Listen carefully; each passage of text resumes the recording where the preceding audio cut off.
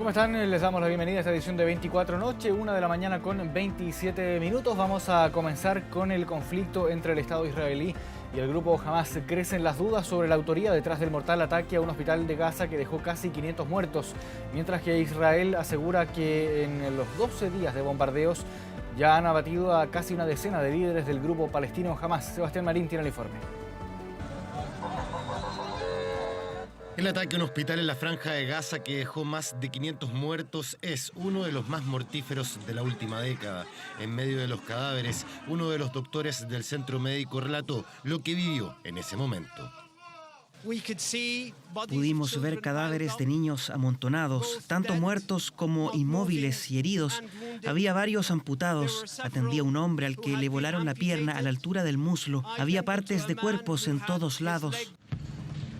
Así lucía hoy el hospital Al-Ali luego de la brutal explosión que terminó con la muerte de varias familias completas que estaban refugiadas en este lugar, buscando un espacio seguro frente a los intensos bombardeos por parte de Israel durante 12 días que han dejado miles de muertos. Lo que ocurrió esta noche es una enorme tragedia y una fea masacre de guerra que no se puede tolerar ni permitir que pase sin rendir cuentas. Naciones Unidas también rechazó el ataque contra el hospital en Gaza. Las circunstancias de esta catástrofe y su responsabilidad aún deben aclararse por completo y necesitaremos una investigación exhaustiva y basada en hechos. Y aunque la guerra se libra en Gaza, en Cisjordania, el otro territorio palestino, está al máximo la tensión y los manifestantes piden la salida del presidente Mahmoud Abbas. Protestas que se suman a los enfrentamientos con las fuerzas de defensa israelíes que han dejado más de 60 muertos desde el pasado 7 de octubre en esta zona.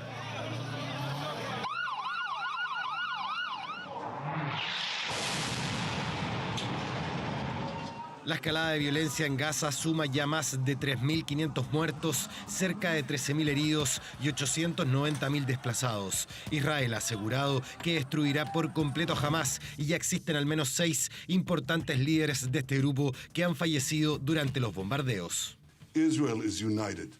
Israel está unido para derrotar a Hamas y nosotros eliminaremos esta terrible amenaza de nuestras vidas. Las fuerzas de la civilización prevalecerán por nuestro bien. Dentro de los líderes más buscados de Hamas está su jefe militar Mohamed al-Deif y uno de sus cerebros políticos, Yahya Sinwar, a quien el ejército de Israel ha tildado como un hombre muerto caminando y que estuvo preso durante 23 años en una cárcel de Israel hasta el intercambio de 1.000 prisioneros palestinos por el soldado israelí Gilad Shalit en 2011, además del actual líder Ismail Haniyeh, quien está asilado en Qatar y desde allí repudió el ataque al hospital en Gaza. Hago un llamado a todos los pueblos de naciones árabes e islámicas a que salgan ahora a condenar esta masacre, esta brutalidad, estos crímenes. Salgan a todas las capitales, a todas las ciudades y levanten la voz para que este enemigo se detenga. Este miércoles Israel anunció que permitirá la entrada de ayuda humanitaria a la Franja de Gaza por la frontera de Egipto ante la crisis de alimentos, agua, combustible y suministros médicos dentro de este territorio, donde cerca de 1 millón de palestinos desplazados por el conflicto se mueven buscando un refugio en una zona en donde ya no hay ningún lugar seguro. La guerra en Medio Oriente ha provocado ya protestas a favor de Palestina e Israel en todos los continentes, al menos en 40 países, además de violentos disturbios en países musulmanes, ataques a embajadas y evacuaciones por falsas alarmas de bomba en casi una decena de aeropuertos. ¿Cómo ha impactado este enfrentamiento en el mundo? Lo vamos a revisar en la nota de Sofía Cepeda.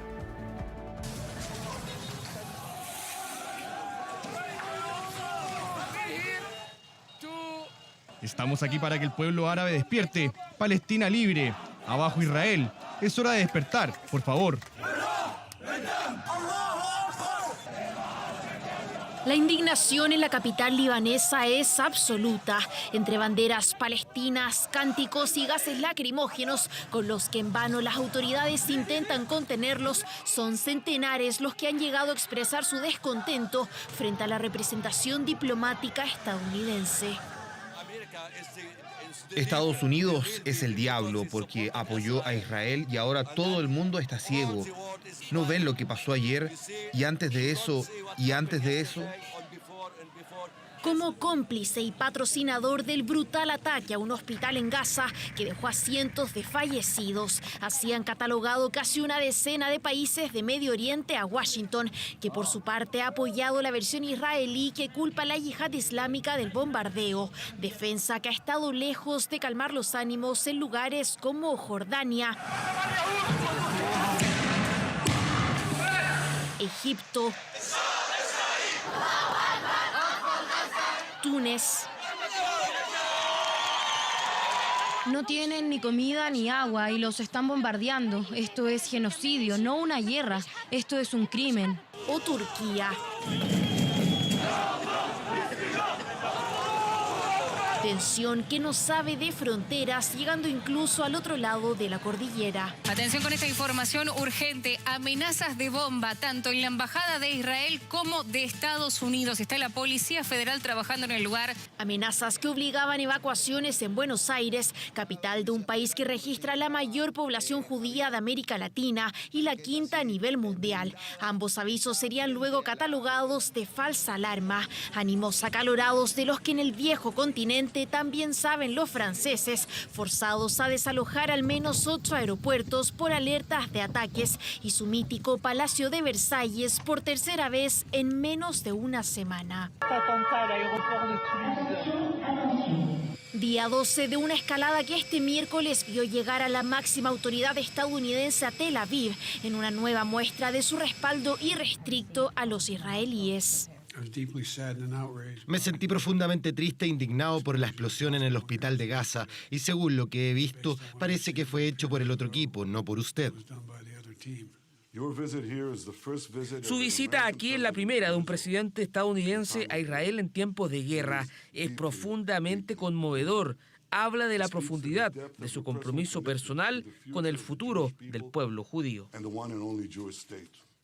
Una visita de 8 horas que Biden culminaría reuniéndose con socorristas y familiares de las víctimas fatales israelíes y que fue bien recibida por aquellos que esperan la liberación de los rehenes.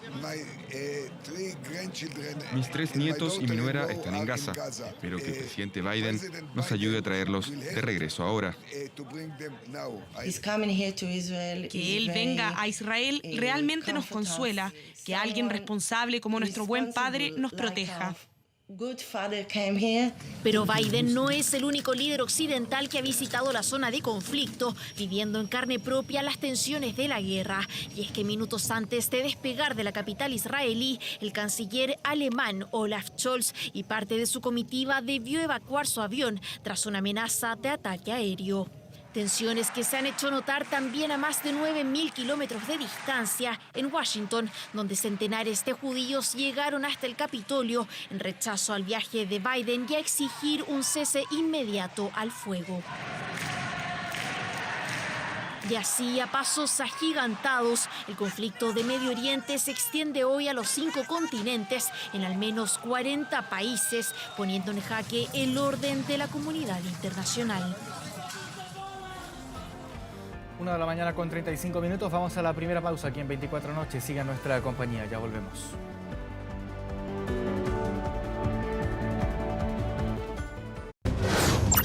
Ya volvemos con 24 Noche. Ya estamos de regreso aquí en 24 Noche, 1 de la mañana con 42 minutos y hace solo algunas horas el candidato del Partido Libertad Avanza, Javier Milei, cerró su campaña presidencial en Argentina ante 15.000 argentinos. Fernanda Navarro tiene la información. ¿Cómo estás, Fernanda? Hola, muy buenas noches. Los saludo desde Buenos Aires, en Argentina, porque ojo, ya empieza la cuenta regresiva para lo que van a ser las elecciones presidenciales de este domingo 22 de octubre. Un día bastante movido porque el candidato que lidera las encuestas, Javier Milei, cerró su campaña hace solo horas en el Movistar Arena, una situación que claramente da cuenta de que repite fórmula de lo que fue en las PASO. Javier Milei también cierra su campaña en el Movistar Arena para las elecciones primarias abiertas, simultáneas y obligatorias de agosto, elecciones donde claramente fue la sorpresa de esas primarias abiertas, simultáneas y obligatorias. Lo que vimos en este cierre de campaña es algo bastante parecido a lo que vimos precisamente en el cierre de campaña de las PASO. PASO. Por ejemplo, entra con mucha gente, la verdad, solo que en las PASO entra entre medio de la gente. Ahora lo vemos entrar directamente desde el escenario, pero entra también al ritmo de Panic Show, esta canción que se ha vuelto prácticamente casi un himno de la campaña de Javier Milei. Ahora hace lo mismo, también entra al ritmo de Panic Show gritando y diciendo que él es el león. De todas formas, bastante gente llegó hasta lo que fue el cierre de campaña. Un cierre de campaña que fue convocado por redes sociales. Primero se dijo que tenían que llegar a las 5 de la tarde. Mucha gente se reunió, llegó a las 5 de la tarde, aplazaron para poder entrar a las 7 de la tarde. Empieza a entrar gente, pero Javier Milei finalmente iba a hablar a las 8:30 de la noche, pero finalmente termina hablando pasado las 9 de la noche aquí, hora argentina, que es la misma hora que tenemos en Chile. Un cierre de campaña donde, por ejemplo, dice que en 35 años más podrían llegar a ser como Estados Unidos o Irlanda si se siguen básicamente las ideas económicas que tiene, las medidas que quiere implementar, si es que llega a formar como gobierno, si llega a ser presidente de Argentina. Tenemos parte de las declaraciones de Javier Milei en su cierre de campaña. Escuchemos. Muchas gracias a todos los que están presentes hoy en esta verdadera fiesta que es nuestro cierre de campaña para las próximas presidenciales. Probablemente hayamos pasado el desierto de los 40 años para llegar a la libertad. También quiero darle las gracias a los que, sin estar en la trinchera y a la vista de todos, contribuyen de manera enorme para que este movimiento liberal no solo sea un fenómeno de barrio, no solo haya sido un fenómeno a nivel nacional, sino que además somos un fenómeno mundial. Ahí escuchábamos las declaraciones del candidato libertario Javier Milei en lo que está haciendo, en lo que fue, más bien dicho, su cierre de campaña. De todas formas, hay que tener claro de que mucha gente llegó a las afueras del Movistar Arena para intentar ingresar, pero también fueron muchos los que quedaron afuera y no pudieron entrar. Más de 15.000 personas estuvieron en el Movistar Arena, pero también fueron muchos los que no pudieron ingresar. Desde las 5 de la tarde se convocó a las personas y estuvimos ahí para conversar, para saber por qué Javier Milei es su candidato. Escuchemos. Yo quiero un cambio rotundo y si va a tardar 20 años, bueno, esperaré, pero le dejaré a mi hija un país mejor. Es fundamental la libertad del individuo, basta del Estado opresor. Es una cosa muy simple, quiero ser libre. Milei me promete eso. Va a dolarizarlo primero. O sea, es lo más importante para que los políticos nos dejen de robar de una vez, por favor. Es el único que propone algo distinto. Propone la libertad, que ninguno de los demás lo propone. ¿Y cómo crees que le va a ir este domingo? Yo creo que le vamos a ganar. ¿Primera vuelta? No sé si primera vuelta, pero que la vamos a pegar bien, vamos a pegar bien. Así es, una convocatoria que reunió finalmente grandes, chicos, jóvenes.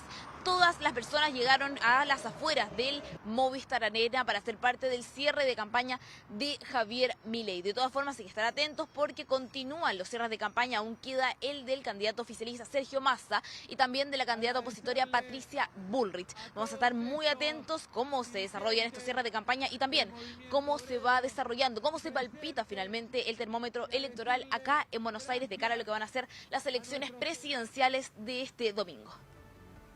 Gracias, Fernanda, que estés bien, buenas noches.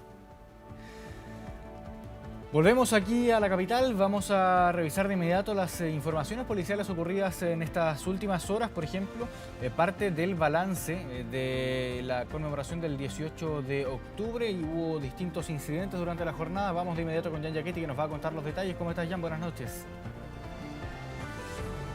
Hola Marco, buenas noches. Tenemos información actualizada respecto a lo que ocurrió durante la tarde de este día miércoles, y en donde fue atropellada una joven de 15 años luego de estar participando en algunas manifestaciones en lo que ha sido la conmemoración de los 4 años del estallido social. Sin embargo, todo esto ha estado marcado efectivamente por lo que ha sido esta emergencia que debió atender equipo médico del SAMU luego de que un conductor llegar hasta las intersecciones de las calles Merced con Santiago Hueras, muy cerca de la Plaza Baquedano, y que, según testigos señalan, habría ido a exceso de velocidad, pero lo más preocupante es que luego de todo este accidente, Carabineros le hace el alcotest y marcó 1,98 gramos de alcohol por litro de sangre. Si bien esta persona había argumentado de que perdió el control de su vehículo luego de ver gente aglomerada, manifestándose, y que producto de ello termina atropellando a esta adolescente, podría ser una excusa y una situación que tiene que ser investigada, además, luego de este hecho que deja a esta joven con lesiones graves, pero fuera de riesgo vital. Sin embargo, las próximas horas son bastante importantes para saber en qué condición de salud va a estar ya para el día de mañana y ver si es que puede ser dada de alta o no. Pero hay imágenes que pueden estar viendo en sus pantallas de la situación que esto provocó. Muchas personas se acercaron primero a ayudar, otras también intentaron agredir a esta persona que atropelló a la manifestante. Hubo mucha confusión porque de alguna manera se creyó de que había sido atropellada de forma intencional por este conductor, pero sin embargo, además de todos estos antecedentes que tienen que ser investigados, cabe la duda de si efectivamente esta persona lo hizo con intención o no, y también el factor más grave es el consumo de alcohol al volante. Esto, por supuesto, nosotros lo pudimos reportear en terreno y esto fue lo que nos dijeron testigos y también autoridades.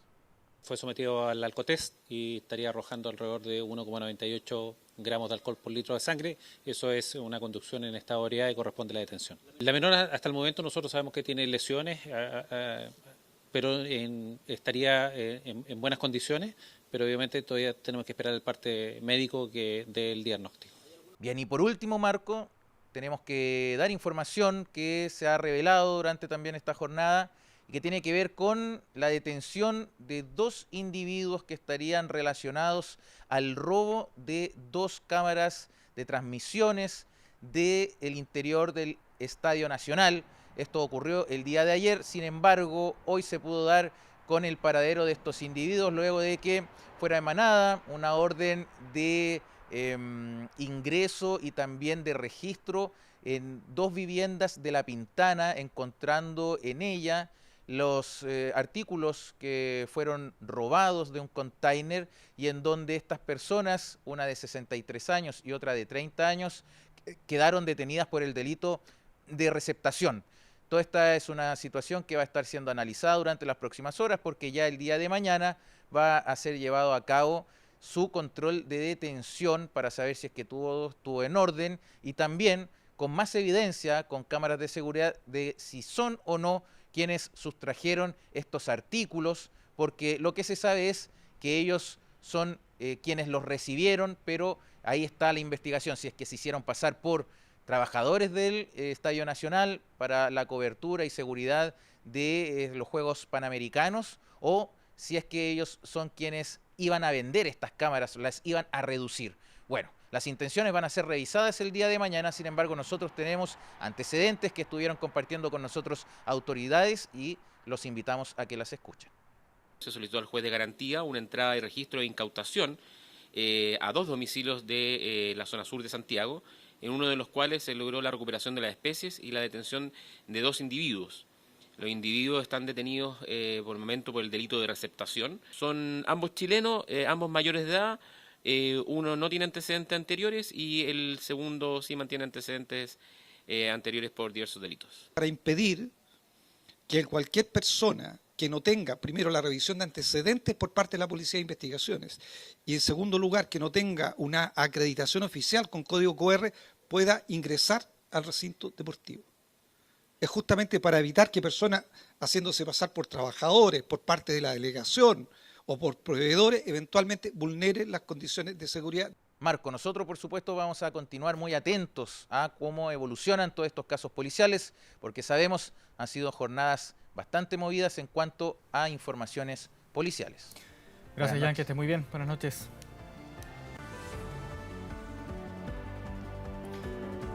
Vamos a continuar también con otras informaciones. 4 años se cumplieron desde el inicio del estallido social y el diagnóstico es que varias demandas aún no tienen solución.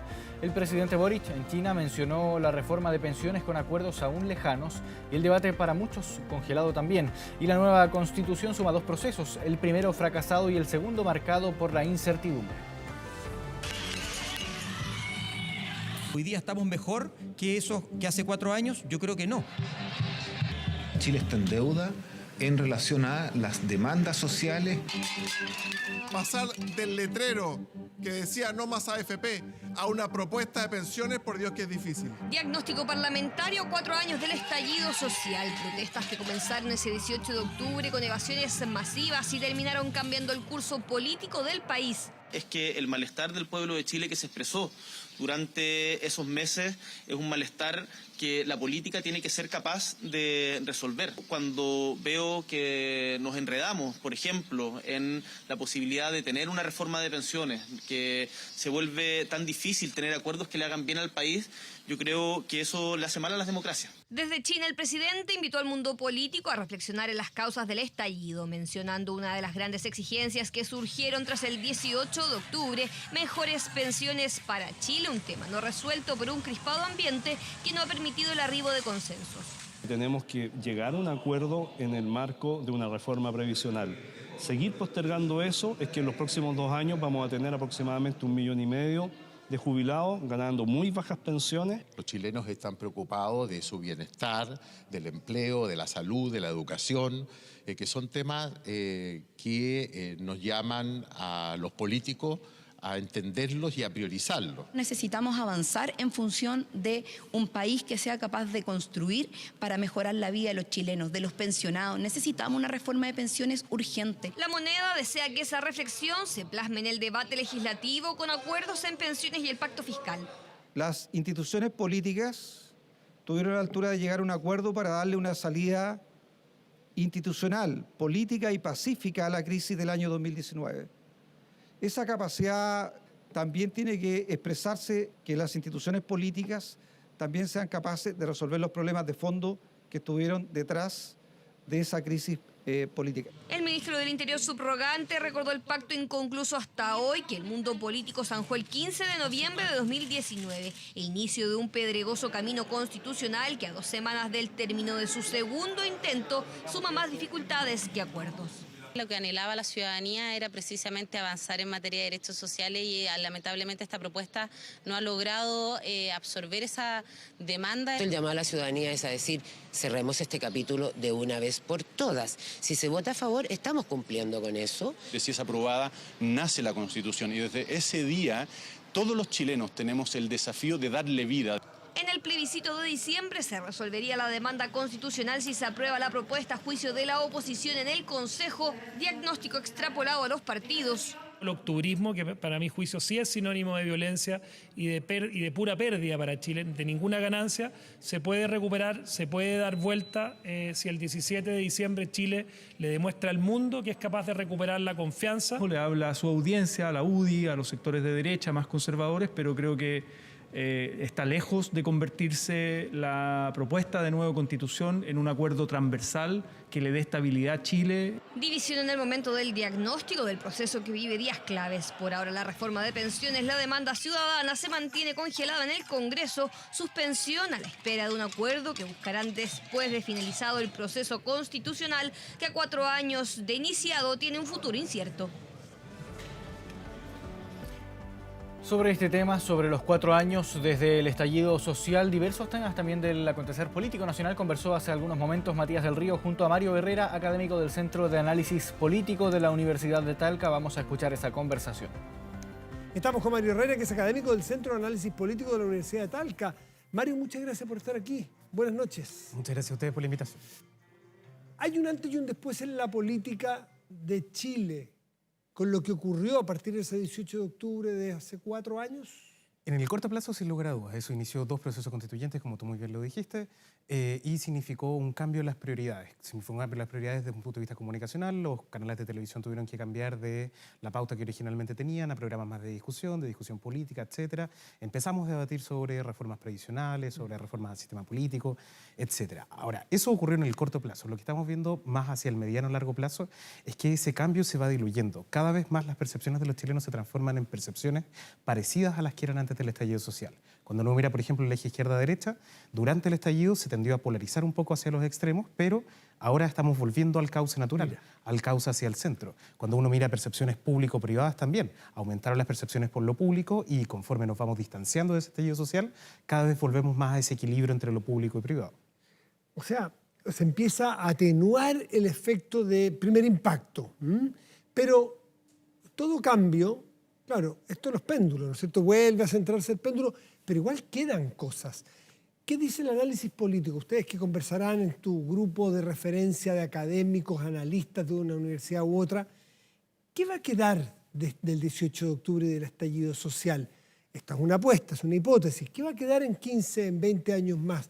¿Cómo pudo haber quedado, no sé, después del parlamentarismo, la Constitución del 25, ¿no es cierto? Y se asentó un presidencialismo bien clave para todo el siglo XX. ¿Qué crees tú que puede quedar después de este cambio o de estos 4, 5, 6, 7 años que fueron bien duros, bien penetrantes en la sociedad chilena para adelante?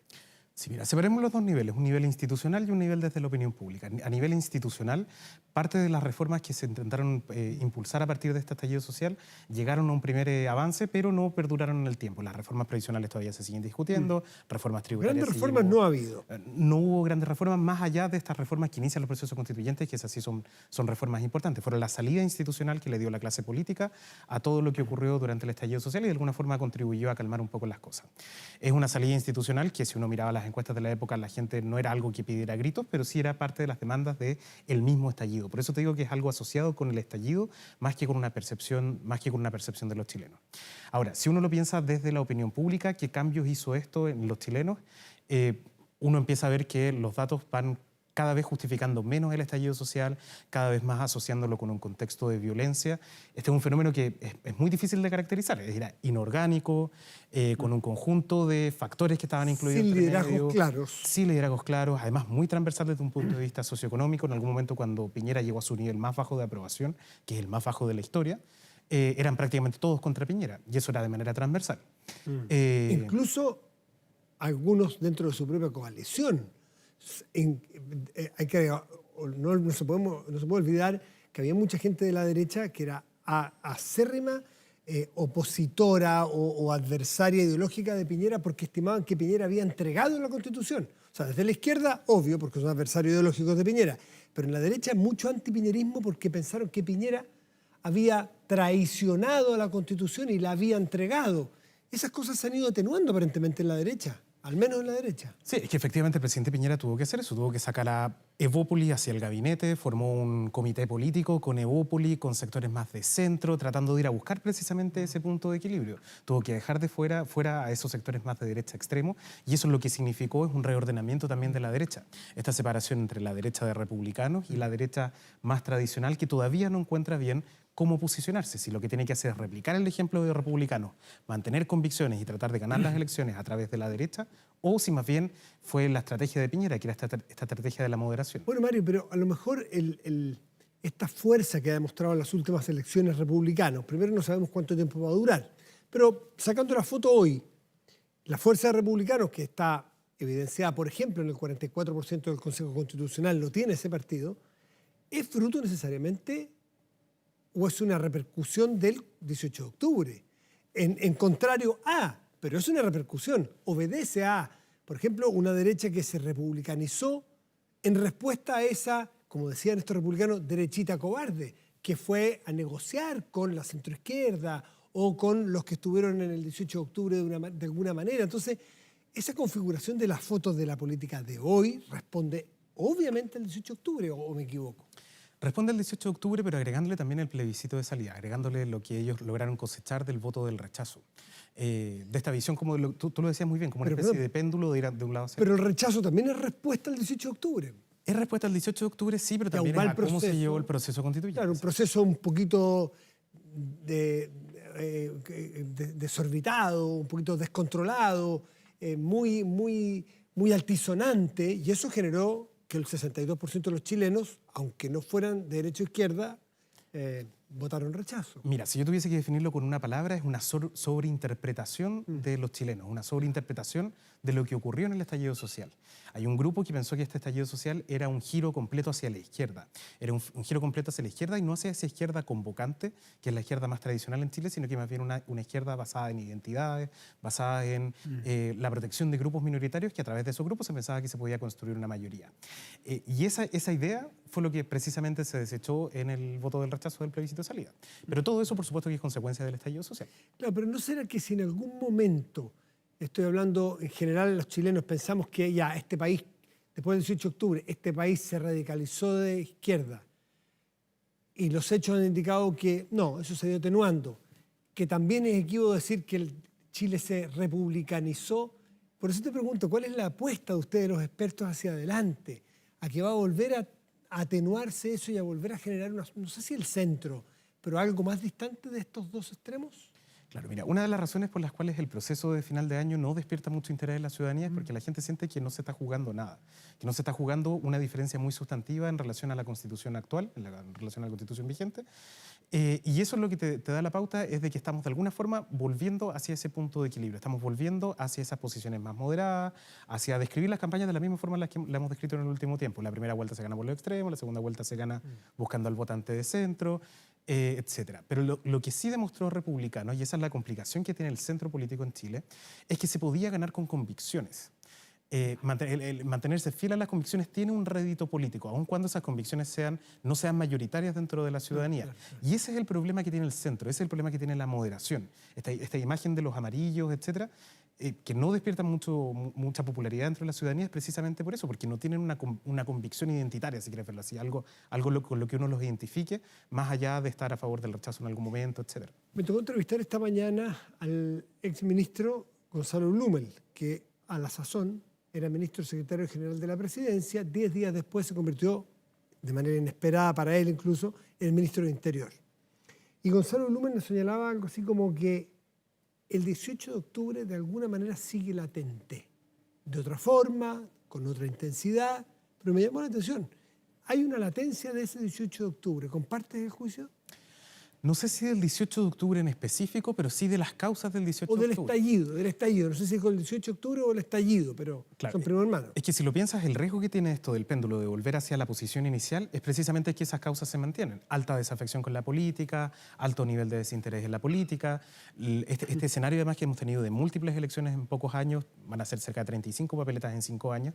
Ese escenario lo que contribuye es eso, al cansancio hacia la política. Y esas son parte de las causas también del estallido social. Entonces, claro, ese es un riesgo latente y es un riesgo que es súper difícil de predecir. Tú me decías, ¿cuál es la proyección hacia los próximos 15 años? Bueno, las causas del estallido social son causas que desde las ciencias sociales se vienen debatiendo por los últimos 15 años. Sabíamos que algún día iba a pasar algo como esto, pero nunca supimos cuándo iba a pasar. Ni de esa intensidad. Ni tampoco la intensidad y el carácter que iba a tener, que era este carácter. El estallido social tiene un origen vinculado con la violencia, tiene un origen vinculado con quemas de estaciones de metro, etcétera, que de alguna forma se fue encauzando hacia demandas sociales y después hacia un proceso constituyente. Si le preguntamos a la gente hoy día, ¿qué dicen las encuestas?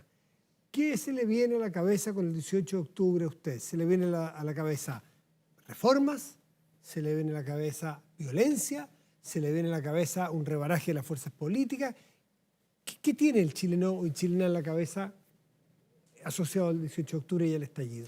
Mira, hoy día salió una encuesta de la Universidad Andrés Bello que lo interesante que tiene es que evalúa el periodo posterior, inmediatamente posterior al estallido social y una encuesta más bien reciente. Y lo que muestran es que hay cada vez una asociación entre violencia y estallido social.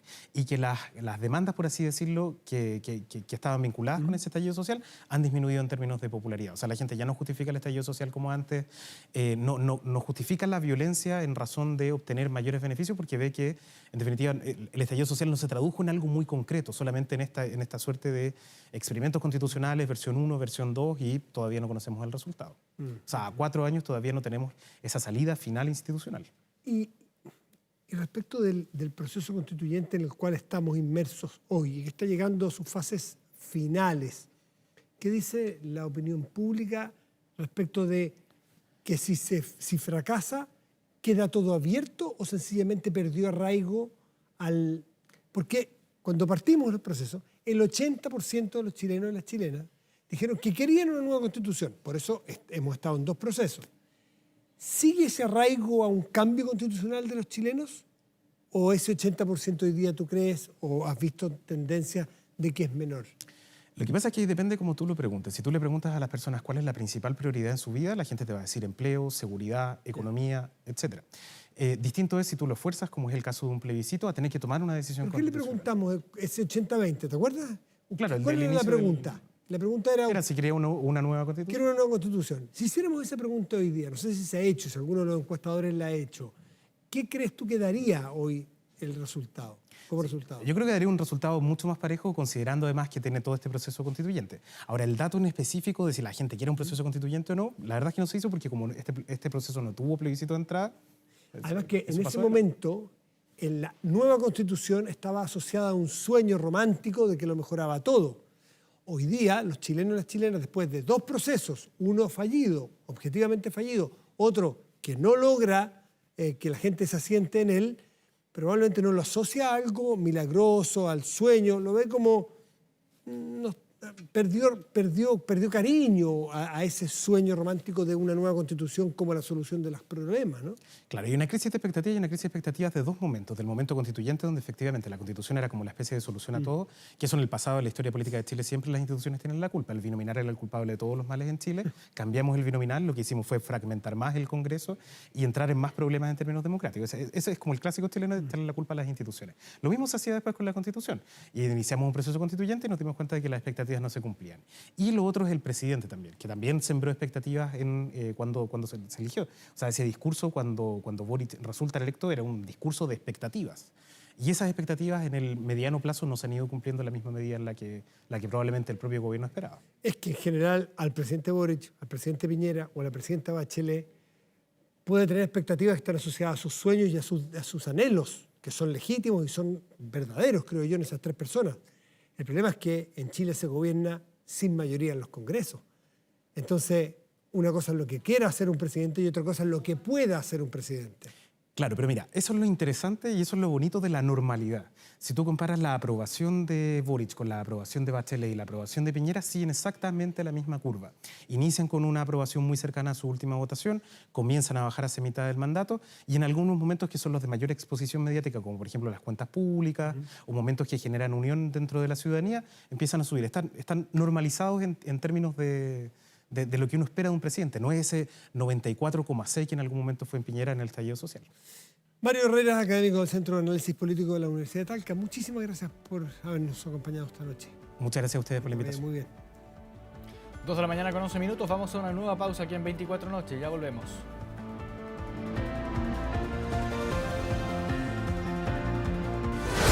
Ya volvemos con 24 Noche. Estamos viendo 24 Noche.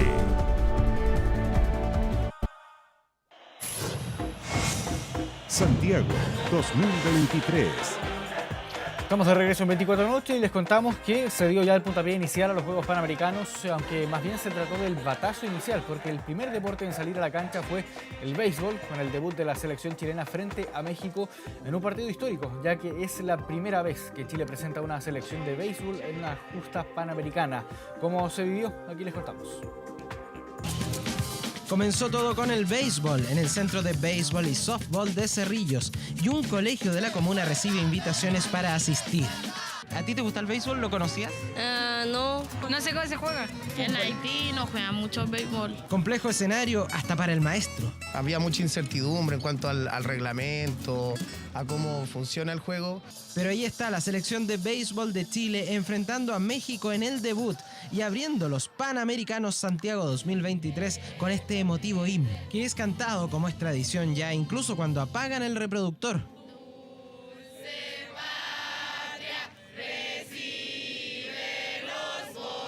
Con 2 strikes y 1 out comienza Chile. ¿No sabe usted qué significa eso?